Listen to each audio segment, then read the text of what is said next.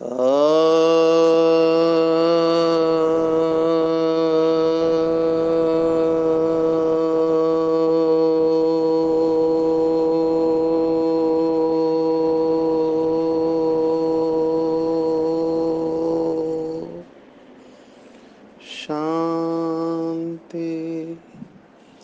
आज 26 मार्च 2022 भारत में शनिवार है। इट्स सैटरडे इन भारत। आज की मुरली का जादुई रहस्य स्वयं को प्रेरणा देने के लिए magical secrets of today's Murli for motivating the self. आज की साकार मुरली टेक होम मैसेज अगर हम देखें तो बाबा ने स्पिरिचुअल प्रिंसिपल्स बताए हुए हैं और आध्यात्मिक जीवन का जो अभ्यास करते हैं उनके जीवन में ये ऐसा समय आता है कि चलते चलते थक जाते हैं। तो आज का गीत जो है कि रात के राही थक मत जाना, और जब ये थकते हैं तभी गिव अप कर देते हैं। हद में भी देखा जाता है कि थक जाता है व्यक्ति तो गिव अप कर देता है। कहानी एक याद आ रही है, ऐसे ही एक सन्यासी परमात्मा का अनुभव करने के लिए सालों से तपस्या करता रहता है, लेकिन उसको अनुभव नहीं होता है, प्राप्ति नहीं होती, तो गिव अप करने वाला होता है। तो एक दिन उसके पास एक व्यक्ति आता है जो जिसको कोई पनाह नहीं देता है, लेकिन इसके पास इसलिए आता है कि ये उसको पनाह देता है। उसको पता नहीं होता है कि कौन है। तब वो पूछता है, तब वो व्यक्ति बताता है कि मैं तो चोर हूँ, मेरा काम है चोरी करना। तो ये सन्यासी उसको देखता है, रोज रात को जाता है, इसकी आंखों में चमक होती है। सुबह आके पूछता है कुछ मिला, तो कहता है नहीं आज नहीं मिला, कल जरूर मिलेगा। तो ऐसा बहुत दिनों तक चलता रहा। तो सन्यासी ने उससे प्रेरणा ली कि देखो ये, इसको कुछ नहीं है इसके पास, और फिर भी इसकी आंखों की चमक गई नहीं है। और मुझे थोड़ी निराशा क्या आ गई कि मैं गिव अप कर रहा था। तो वो सन्यासी उस चोर से प्रेरणा लेता है कि इसको माल मिलेगा कभी ना कभी, है ना। तो चलते चलते ये यात्रा करते करते कई भाई बहनें ऐसे थकावट वाले मोड़ पर आते हैं कि जब वो देखते हैं कि अभी तक विघ्न दूर नहीं हो रहे, संस्कार परिवर्तन नहीं हो रहे, और घर वालों से वही बंधन है, पति से, पत्नी से, बच्चों से, बीमारी है, वगैरह वगैरह। इसकी लिस्ट हर एक की अलग अलग हो सकती है। तो कई बार देखा कि फाइट करते करते गिव अप कर देते हैं। बाबा ने बहुत बार कहा कि आप युद्ध के मैदान में हो। युद्ध के मैदान में भी जब व्यक्ति का मोरल डाउन हो जाता है तो वो फाइट नहीं कर सकता। महाभारत में स्टोरी बताते हैं कि द्रोणाचार्य, जिन्होंने पांडवों को और कौरवों के दोनों के गुरु रहे, तो देखा कि इसको हराना बहुत मुश्किल हो रहा था। और जब तक द्रोणाचार्य है तब तक पांडवों का जीतना मुश्किल था। तब लौकिक स्टोरी में ऐसे आता है कि कृष्ण धर्मराज को कहता है, युधिष्ठिर जो कभी झूठ नहीं बोलता, उसको बोलने को कहता है कि तुम जाकर कहो द्रोणाचार्य को कि अश्वत्थामा मर गया करके। तो धर्मराज कहता है मैं तो धर्मराज हूँ, मैं झूठ कैसे बोल सकता हूँ। तो कृष्ण कहता है कि मैंने कहा तुमको झूठ बोलने के लिए, अश्वत्थामा नाम का हाथी है वो मर गया है। सिर्फ तुमको इतना कहना है कि पहला वाक्य जोर से बोलना है, दूसरा वाक्य धीरे से बोलना है। अश्वत्थामा अथा नरोवा कुंजरोवा, कुंजरोवा नरोवा। तो ऐसे बताते हैं कहानी में कि धर्मराज वो जाकर द्रोणाचार्य को कहता है, क्योंकि द्रोणाचार्य किसी के ऊपर विश्वास नहीं कर सकते, लेकिन धर्मराज कभी झूठ नहीं बोलेगा, ये उनको पता होता है। तो धर्मराज पहला वाक्य जोर से कहता है अश्वत्थामा हता, अश्वत्थामा मर गया। तो सिर्फ वो पहले शब्द जोर से बोलता है, दूसरा वाक्य धीरे से बोलता है, लेकिन वो हाथी था क्या या मानव था ये नहीं पता है। तो पहला शब्द सुनकर ही द्रोणाचार्य को शॉक लगता है क्योंकि अश्वत्थामा उनका पुत्र है। तब वो अपने सब शस्त्र नीचे रख देते हैं और तभी उनको खत्म किया जाता है। तो मोरल ऑफ द स्टोरी है कि जब व्यक्ति का अंदर से वो हार खा लेता है, माना उसकी एनर्जी जब खत्म होती है, तभी माया भी अटैक करती है। तो ये स्टेज आ सकती है जीवन में कि चलते चलते थक जाते हैं माना वो पहले जैसा उमंग उत्साह, पहले जैसे खुशी, पहले जैसा मूड वो मेंटेन नहीं कर पाते हैं। और फिर वो थॉट आता है जो बाबा ने कहा, जो मिले सो अच्छा, है ना। इतना तो चल लिए, इतना तो कर लिया, इतने साल तो बाबा के साथ रहे, कुछ ना कुछ तो मिलेगा। तो सब कुछ से कुछ ना कुछ पर शिफ्ट होता है। और ये स्टेज आने के चांसेस है अगर हमने, इसका सॉल्यूशन आज बाबा ने दिया, अगर हमने 8 घंटे का चार्ट नहीं रखा तो बाबा ने कहा कि बहुत अच्छी सर्विस कौन कर सकते हैं, तो कम से कम 8 घंटा। ये स्पिरिचुअलिटी का ये प्रिंसिपल बहुत अच्छी तरह समझना है कि 1/3, वैसे लौकिक में भी 1/3, बाबा ने कहा 3 हिस्से करना है। एक 1/3 अपनी रोज़मर्रा की जीने के लिए, 1/3 भविष्य के लिए, और 1/3 आपको यज्ञ में सफल करना है। ये 1/3 1/3 1/3 का प्रिंसिपल है। लौकिक में भी कई धर्मों में 1/3 तो बहुत कम है, कुछ लोग 50% देते हैं भगवान के नाम पर, है ना। ईश्वर अर्थ दान पुण्य कहते हैं। बाबा तो कहता है सब आपका ही है, सिर्फ आप ट्रस्टी बनकर चलो, है ना। उसमें ममत्व नहीं होना चाहिए। लेकिन ये 1/3 का प्रिंसिपल सभी बीके भाई बहनों को पता होना चाहिए कि क्योंकि हम ये अपने लिए ही कर रहे हैं, है ना। इसको कहते गॉडली इंश्योरेंस। जैसे भारत में सबसे बड़ी इंश्योरेंस कंपनी है LIC, life insurance corporation of India. उन्होंने भी श्रीमद् भगवद गीता का वो श्लोक लिया है, 9वें अध्याय का 22वां श्लोक, अनन्याश्चिंतयन्तो मां ये जना पर्युपासते तेषाम नित्याभियुक्ताम योगक्षेमम वहाम्य। माना योग और क्षेम की रक्षा परमात्मा करता है। तो उनका पंच लाइन है कि जिंदगी के साथ भी और जिंदगी के बाद भी। अभी जिंदगी के बाद आपका कुछ नहीं होगा, आपके परिवार वालों को मिलेगा, लेकिन यहाँ पर भगवान गारंटी करता है ना। बाबा ने कितने बार मुरली में कहा है, बहुत बोली बोली माताएं अनपढ़ है लौकिक दुनिया के हिसाब से, लेकिन भगवान को पहचान लिया, माना वो अनपढ़ तो हो ही नहीं सकते। जो जगत गुरु महामंडलेश्वर, उन्होंने नहीं पहचाना, साइंटिस्ट ने नहीं पहचाना, प्रेसिडेंट प्राइम मिनिस्टर ने नहीं पहचाना, वो गांव की एक बूढ़ी माता या भाई दिल से कहता है मेरा बाबा, तो उससे ज़रूर बुद्धिमान हुए। लेकिन लौकिक हिसाब से भी अगर कहो कि गरीब गरीब निवास बाप के बच्चे, तो कहते हैं कि बाबा ये एक आना मैं यज्ञ में दे रही हूँ, मेरी एक ईंट लगा देना सतयुग में, है ना। तो भगवान का हिसाब किताब बहुत एक्यूरेट है। और बाबा ने तो यहाँ तक कहा कि जो समय पर, लौकिक में भी अगर कोई समय पर मदद करता है तो उसका कितना वैल्यू रहता है। यहाँ पर तो हम डायरेक्ट भगवान के राइट हैंड बनकर अगर उसके सहयोगी बनते हैं तो कितनी बड़ी बात है।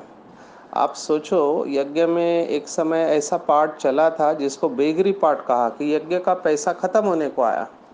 उस समय बहुत माताओं ने अपने गहने, है ना, गहने माताओं को बहुत प्रिय होते हैं गहने या सोना, तो उसको गिरवी रखकर या बेचकर भी बहुत सारे सेंटर चलाने के निमित्त बने। ये आपको कहानियाँ देखनी चाहिए, स्टोरी सुननी चाहिए। तो इन आत्माओं का कितना बड़ा भाग्य होगा कि भगवान को जब ज़रूरत थी तब ये निमित्त बने हैं सेवा के लिए। तो ये बहुत बड़ी बात है, मामूली बात नहीं है। तो अभी देखो, बाबा हमको कह रहा है कि बच्चे, क्या मेरे लिए तुम एक जन्म पवित्र नहीं रह सकते। देखो भगवान कह रहा है, भगवान स्वयं सर्वशक्तिवान बच्चों के आगे कहता है कि मैं तुम्हारा ओबीडियंट सर्वेंट हूँ और मुझे इस विश्व को बदलना है, पतित से पावन बनाना है ना, वेश्यालय से शिवालय बनाना है। तो क्या तुम मेरे लिए इतना नहीं कर सकते।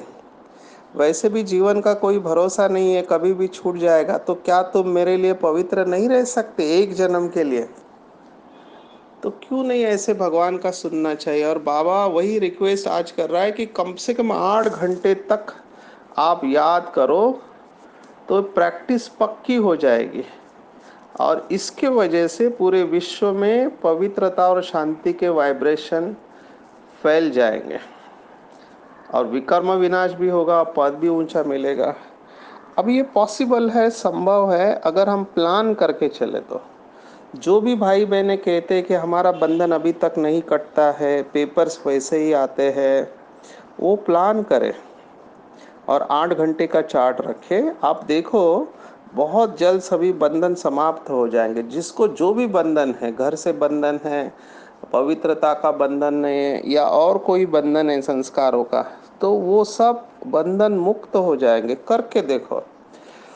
मुझे याद आ रहा है निर्वेर भाई ने अपना अनुभव सुनाया था मुझे कि बाबा ने जब ये साकार मुरली में बात कही तो उन्होंने अपने ऑफिस से 1 महीने की बाकायदा छुट्टी लिया। सोचो, बाकायदा 1 महीने की छुट्टी किस लिए? 8 घंटे का चार्ट रखने के लिए छुट्टी लेके उन्होंने प्लान किया कि मैं मेरे रूम में रहकर तपस्या करूंगा, सुबह 4 घंटा, शाम को 4 घंटा बैठ के योग करूंगा।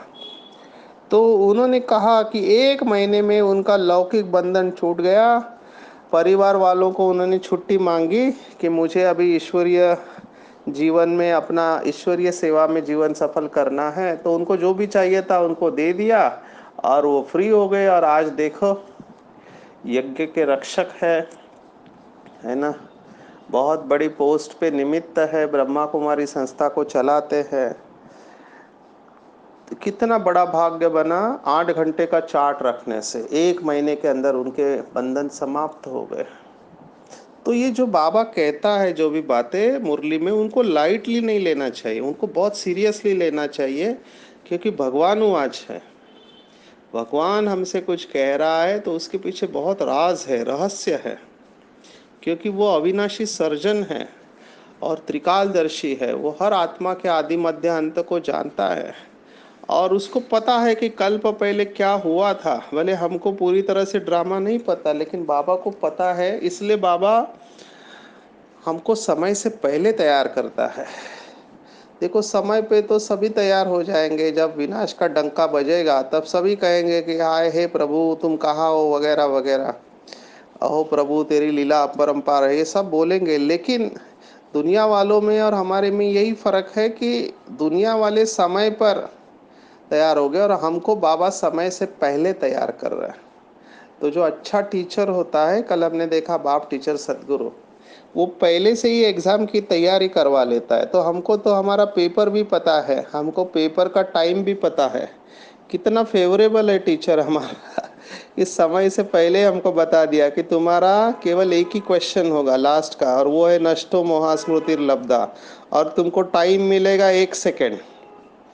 तो हमको टाइम पता है, क्वेश्चन पेपर भी पता है, हमको केवल प्रैक्टिस करनी है ताकि हम उस 1 सेकंड के पेपर में फ्लाइंग कलर्स के साथ, कहते हैं, डिस्टिंक्शन के साथ या पास विद ऑनर हो जाए, है ना। तो क्यों ना हमको करना चाहिए 8 घंटे का चार्ट। और उस समय तो चलो ज्ञान की गहराई नहीं थी। मम्मा की मुरली हम जब सुनते हैं कि उस आत्मा को क्यों ज्ञान की देवी सरस्वती कर कहते हैं, कठिन से कठिन सब्जेक्ट को सिंप्लीफाई करना। तो मम्मा ने इस ज्ञान का विस्तार किया है। ब्रह्मा बाबा देखो 60+ ईयर्स में पुरुषार्थ चालू किया। नहीं तो इस उम्र में लोगों का कमर दुखता है, घुटना दुखता है, सिर दर्द होता है, क्या क्या होता है। अब ब्रह्मा बाबा का पुरुषार्थ ही वहाँ से चालू हुआ था। 33 ईयर्स में संपूर्ण अवस्था को प्राप्त किए। तो हिस्ट्री में ऐसे सुनाते हैं कि बाबा रोज अमृत वेला लिखता था। कितना पेज, 1-2 पेज नहीं, 30-35 पेज लिखता था लाल कलर के इंक में। तो सोचो कितना स्टूडेंट रहे होंगे ये, अच्छे स्टूडेंट रहे, ऐसे ही नहीं नंबर 1 नंबर 2 बने हैं। तो हमको भी बाप समान बनना है, रोज लिखने का अभ्यास करना है। अगर आप लिख नहीं सकते तो मनन तो कर सकते हैं। बाबा तो ऐसे भी लोगों को सुना, लिखाना सिखा देते हैं। हमारे सेंटर पर एक माता थी जो बिजनेस को कुछ नहीं आता था, तो बाबा मुरली में कहता था तुमको लिखना है, तो वो कहती थी बाबा मैं कैसे लिखूं, मुझे कुछ आता नहीं है। पर उसने हिम्मत रखा और जैसे वो सुन सुन के जो मुरली में दिखाई देता है वैसे ही शब्द लिखना चालू किया। तो उसको 2 लाइन लिखने में आधा घंटा लगता था, लेकिन वो कंसिस्टेंटली उसने लिखना चालू किया। आज वो पूरा मुरली लिख लेती है। किसका कमाल है। सिखाने वाला कौन है और शक्ति देने वाला कौन है। ऐसे ही अगर आपने कहानी सुनी होगी, गांधीनगर में हमारी कैलाश दीदी है। अभी ये आत्मा बहुत गरीबी से और इंटीरियर से आई थी, जीवन दे दिया ईश्वरीय सेवा में। एक दिन किसी ने आकर कहा चलो तुम टीचर हो, आज तुमको मुरली पढ़नी है। रोने लगी क्योंकि पढ़ना लिखना आता नहीं था। तो बाबा के कमरे में जाकर बैठ गए। बाबा ने उसकी बुद्धि खींच ली, कहा तुम 2 बजे उठ के मेरे कमरे में आओ, मैं तुम्हें लिखना पढ़ना सिखाता हूँ। तो बाबा ने इस आत्मा को सूक्ष्म वतन में लिखना और पढ़ना सिखाया, और आज वो आत्मा कितनी बड़ी सेवा के निमित्त है। तो ये बातें मैं क्यों सुना रहा हूँ आपको, कि अगर हमारी लगन तेज है, परमात्मा से सच्चा प्यार है, तो विघ्न ठहर नहीं सकता। विघ्न का ठहरना मुश्किल है। जितनी लगन हमारी तेज है उतना विघ्न जल्दी समाप्त हो जाते हैं। तो मेन सब्जेक्ट हमारा जो है वो है याद का सब्जेक्ट। ज्ञान सुनना सुनाना समझना समझाना वो रिलेटिवली इजी है, उसमें भी विचार सागर मंथन करना आवश्यक है। लेकिन योग का सब्जेक्ट प्रैक्टिकली बताएगा कि आप कैसे जीवन जी रहे हो।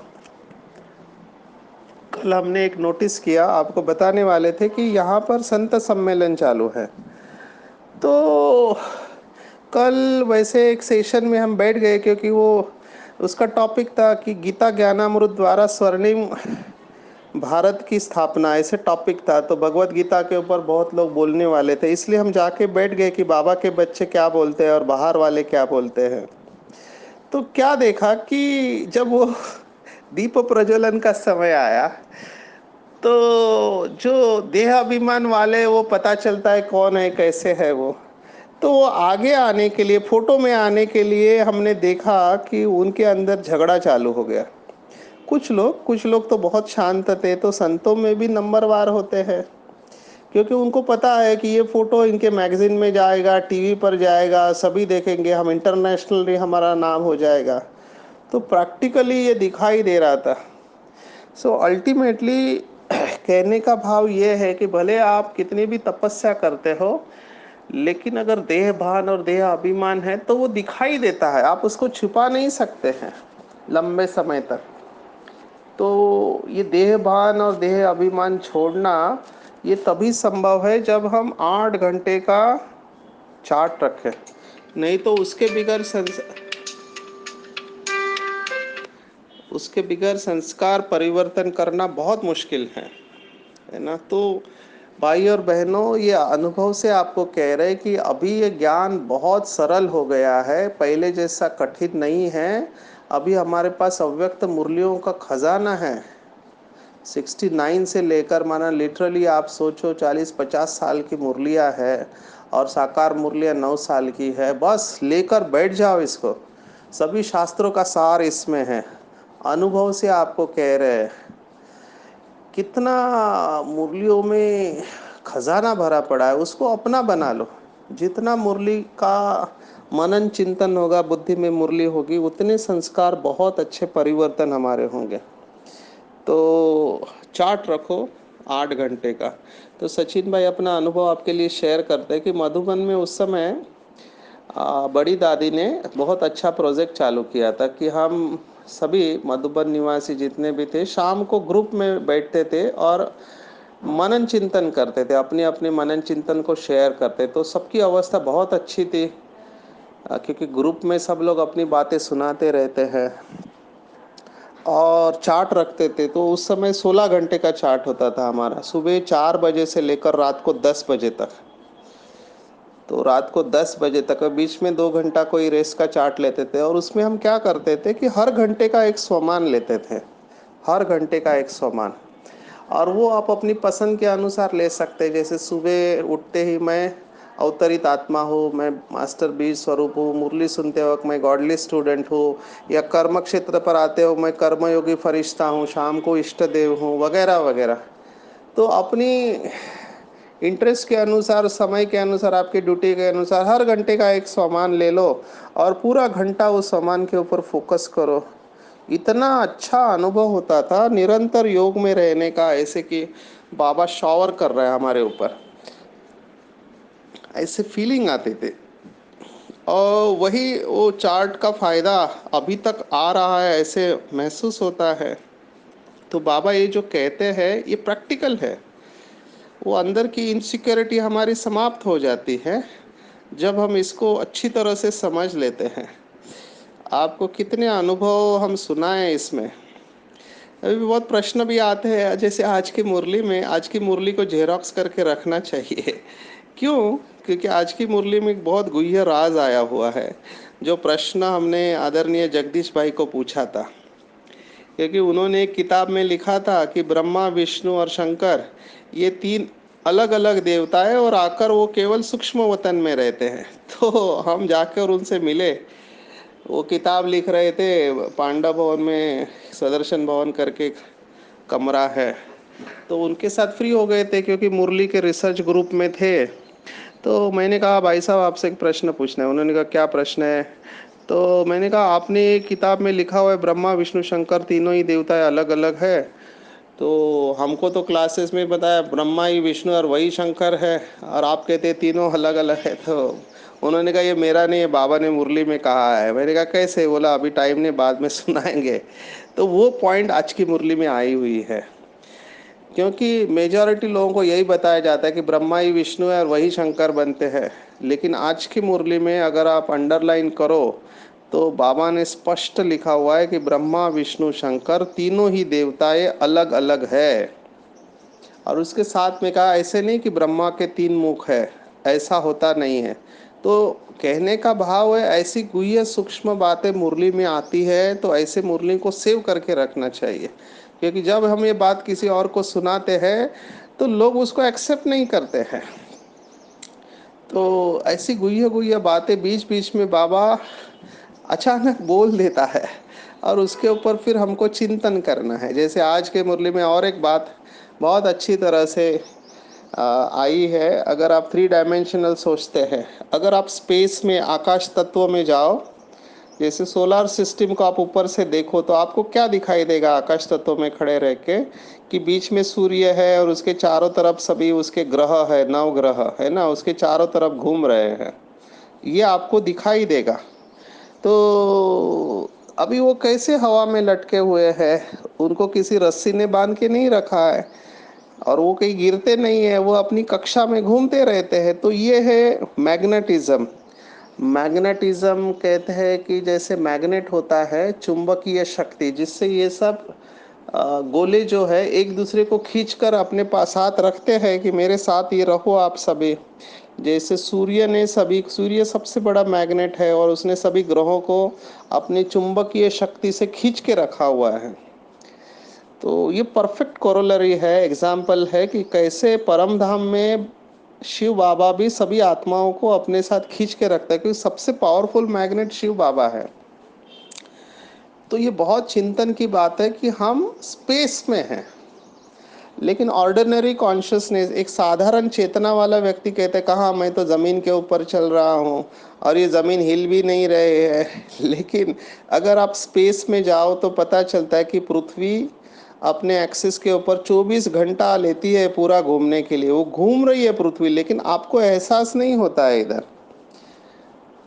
क्यों? क्योंकि हम ऑर्डिनरी लेवल ऑफ कॉन्शियसनेस में है, चेतना के सामान्य स्तर पर है। और जब हमारी चेतना बेहद में जाती है तब हमको ये सब बातें रियलाइज होने लगती है कि मैं तो स्पेस में हूँ, मैं आकाश में हूँ, मैं फ्री हूँ।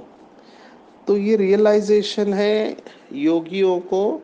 जैसे ही वो बेहद में जाते हैं, हद के आकर्षण से परे हो जाते हैं। जैसे वो रॉकेट का भी आज उदाहरण दिया है। रॉकेट को अगर पृथ्वी से बाहर जाना है तो पहले उसको गुरुत्वाकर्षण को और कम करना पड़ता है, क्योंकि पृथ्वी का गुरुत्वाकर्षण है उसको खींचता है। तो रॉकेट में इतना एनर्जी चाहिए कि गुरुत्वाकर्षण को वो ओवरकम करके स्पेस में जा सके। तो हमको भी अगर परम धाम में जाना है तो नीचे का गुरुत्वाकर्षण है। कौन सा गुरुत्वाकर्षण है? हमारे लिए ये शरीर ही गुरुत्वाकर्षण है। शरीर है, देहदारी है, देह के पदार्थ वस्तु ये सब खींचते हैं हमको नीचे। तो हमको उतना फोर्स जनरेट करना है जिससे हम ये गुरुत्वाकर्षण जो है, ये पुरानी दुनिया और शरीर का जो आकर्षण है, उससे हम परे जा सके, तभी हमारी बुद्धि परम धाम में स्थित होगी, नहीं तो नहीं होगी। अब ये 5-10 मिनट करने से नहीं होगा, इसलिए बाबा कहता है कम से कम 1/3 8 घंटा आप जाएंगे और पक्के निश्चय बुद्धि होंगे, वही ठहर जाते हैं, नहीं तो ठहरना मुश्किल है। फिर तो वही हालत होती है कि आश्चर्यवंत सुनंती कथंती और फिर भागंती हो जाते हैं। इसलिए यहाँ पर कहावत क्या है कि सबसे बुद्धिमान देखना हो तो यहाँ देखो, और सबसे महामूर्ख देखना वो भी यहाँ देखो, है ना। इसलिए बाबा हमको ये सब याद दिला रहा है कि बच्चे पक्का निश्चय बुद्धिमान दृढ़ संकल्प करना है, और बाबा और घर को घड़ी घड़ी घड़ी याद करते रहना है। और ये मेहनत है, सोल कॉन्शियस बनना इतना इजी नहीं है, क्योंकि तुरंत पुराने संस्कार कभी जागृत हो जाते हैं, पता ही नहीं चलता है। श्रीमत पर चलना है, मंदिर लायक बनने का पुरुषार्थ करना है। और जो विशेष भावना और स्नेह का बैलेंस सुनाया था, ये पूरी मुरली का सार है। 92 की ये मुरली है जो आज का वरदान है कि ज्ञानी तू आत्माएं सदा सर्व शक्तियों की अनुभूति करते हैं। अगर आप केवल स्नेही है, आपका भावना है, तो आप मुंह से, जैसे हमारे इधर माता है बाबा बाबा करते रहती है, तो मन और मुख में सदा बाबा है, इसलिए समय समय पर सहयोग होता है। लेकिन संपन्न बनने में केवल ज्ञानी योगी तो आत्मा समीप है। इसलिए बाबा क्या कहता है, जितना भावना हो उतना ज्ञान स्वरूप भी होना चाहिए। इसलिए बाबा का शब्द है ज्ञान युक्त भावना और स्नेह युक्त योग। अगर स्नेह नहीं है योग में तो भी नहीं चलेगा, और भावना में ज्ञान नहीं है तो भी चलेगा नहीं, दोनों में नुकसान है। इन दोनों का बैलेंस ही उड़ती कला का अनुभव कराते हुए बाप समान बना देता है। तो इसके ऊपर बहुत मनन करना है कि क्या मेरी भावना है या ज्ञान युक्त भावना है। सभी जगह पे ये काम आता है। इसको इमोशनल इंटेलिजेंस कहते हैं, भावनिक बुद्धिमत्ता।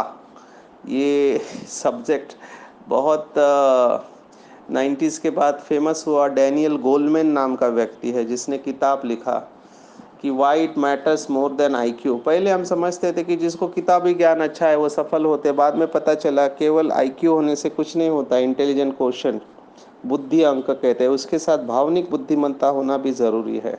तो आईक्यू के साथ ईक्यू भी चाहिए। और फिर 2000 में तीसरा क्यू आया जिसको कहते हैं एसक्यू, स्पिरिचुअल क्वेश्चन, क्या आध्यात्मिक बुद्धि अंक। ये तीनों क्यू ज़रूरी है, I Q, E Q and S Q, तभी हम जीवन में सफल बन सकते हैं। तो बाबा ने ये बातें कितने पहले ही बता दी थी।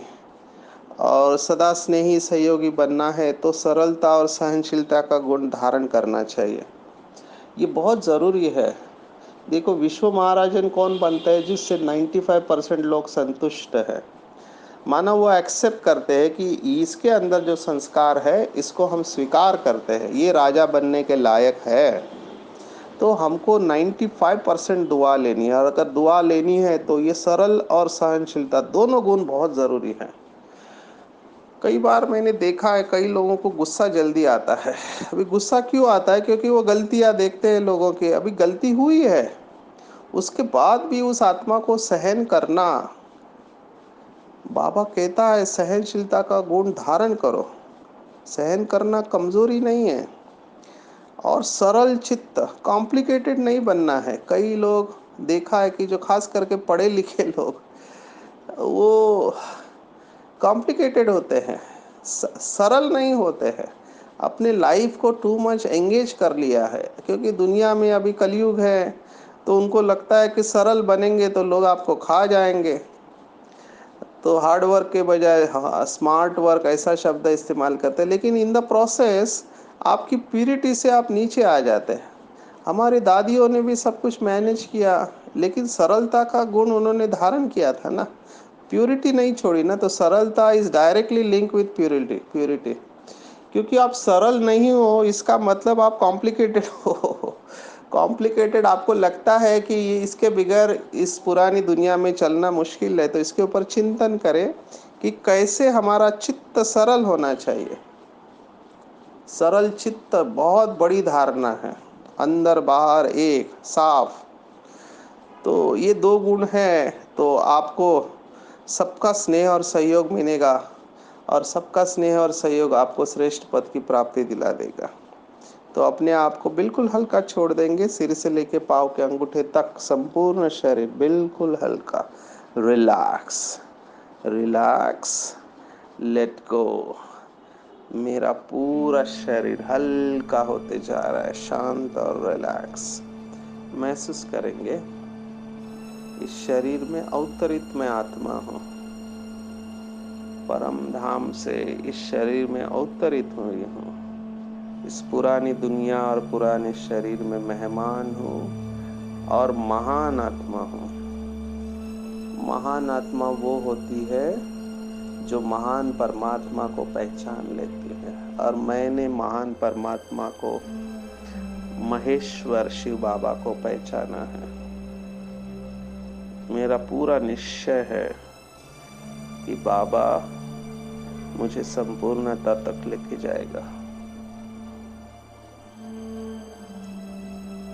मैं बिल्कुल रिलैक्स हूँ, बाप के साथ कंबाइन हूँ। बाबा की याद में बहुत खुशी है। जितना जितना मैं बाबा की याद में रहता हूँ, उतना पूरे विश्व में पवित्रता और शांति के प्रकंपन फैलते रहते हैं। मेरा दृढ़ संकल्प है कि पूरे दिन पर कम से कम 8 घंटा मैं बाबा की याद में रहूंगा, और मेरे लिए संभव है, केवल अटेंशन की बात है। मैं अब घर चलने के लिए तैयार हूँ। मेरा भटकना बंद हो गया, क्योंकि मुझे ठिकाना मिल गया। मेरा घर परम धाम, और मैं शिव बाबा की संतान, सर्वश्रेष्ठ महान आत्मा। मैं बिल्कुल शांत हूँ और रिलैक्स हूँ। बाबा की याद से मेरे अंदर सभी दिव्य गुण आते जा रहे हैं। मेरा स्वभाव सरल चित्त बनते जा रहा है। मैं किसी भी परिस्थिति में सहन शक्ति का गुण धारण कर सकती हूँ, जिसके वजह से सभी मेरे स्नेही और सहयोगी बनते जा रहे हैं। ज्ञान युक्त भावना और स्नेह संपन्न योग से मैं उड़ती कला का अनुभव कर रही हूँ। बाप समान आत्मा इस शरीर में अवतरित हूँ, शांत और रिलैक्स। ओम शांति शांति शांति। सर्वशक्तिवान बाप हमेशा मेरे साथ है। उसका वरदानी हाथ